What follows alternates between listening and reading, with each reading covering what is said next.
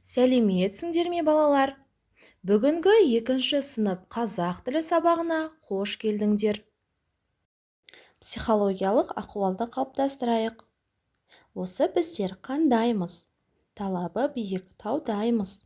Ақылдымыз, парасаттымыз, көңілдіміз. Үлкенге ізеттіміз, кішіге құрметтіміз. Көп оқимыз, өнерліміз. Бүгінгі сабақтың тақырыбын анықтау мақсатында берілген ребусты шешіп көрейік.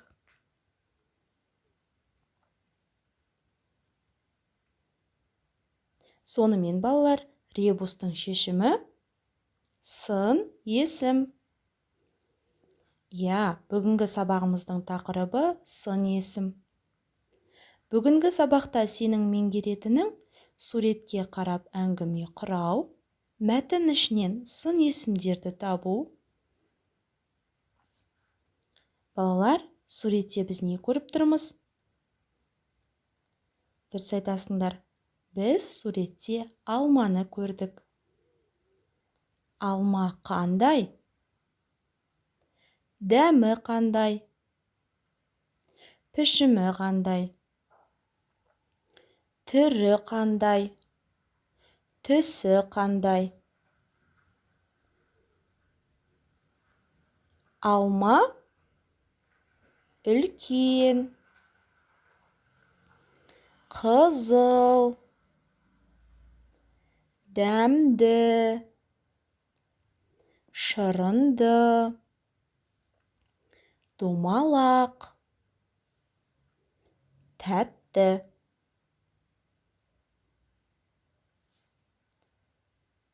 Заттың пішінін, сапасын, көлемін, дәмін, түр-түсін білдіретін сөздерді сын есім дейміз.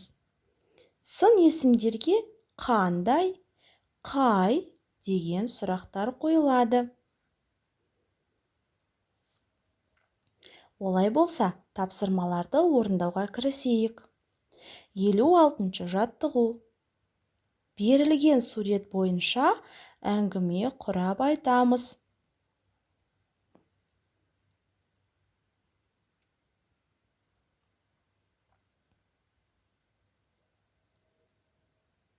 Тамаша балалар, жарайсыңдар. 58-ші жаттығу. Сын есімдерді тап. Бөдене жылқысы. Дүние жүзінде бөдененің 20 түрі бар.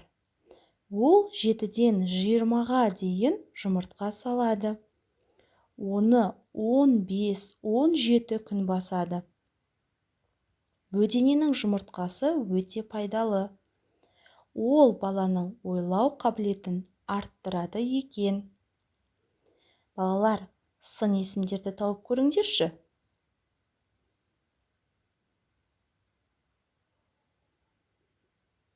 Тамаша.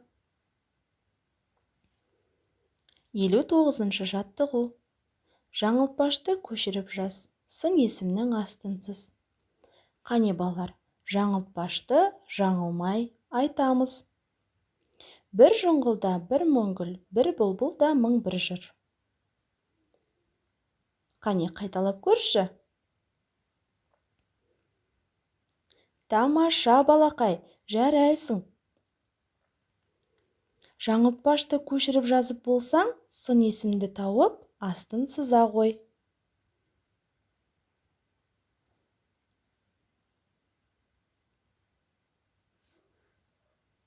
Бес қосу 30 әдісі бойынша терме диктантын орындаймыз.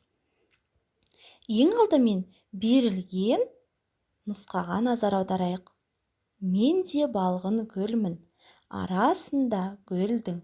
Ойнап бүгін жүрдім, қызыл көкшіл сары, әп-әдемі бәрі, бірі сондай ірі, ал нәп-нәзік бірі, дейтін көкем күнім, дейтін апам гүлім, енді ғана білдім.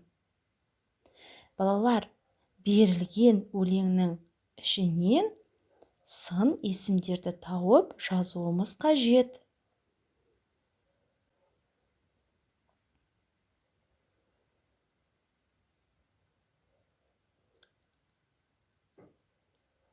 Тапқан болсақ, ендеше жауабымызды тексеріп көрейік.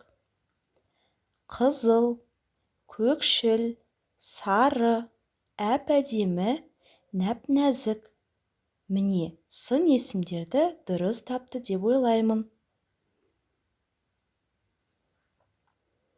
Енді балалар, біз сендермен менің бағытым атты ойын ойнаймыз. Бұл ойынның шарты мынадай. Берілген сөздерді сәйкестендіруіміз қажет. Тәтті, қант, тік, жар, тегіс, жер, суық, су, сұр, қоян, ақылды, адам.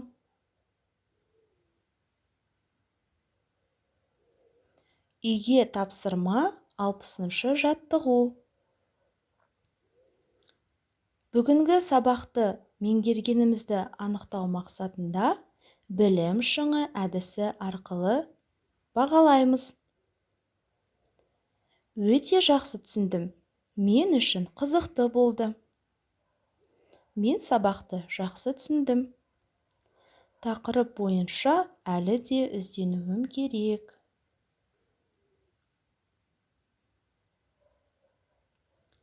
Балалар, бүгінгі қазақ тілі сабағымыз осымен аяқталды. Сау болыңдар.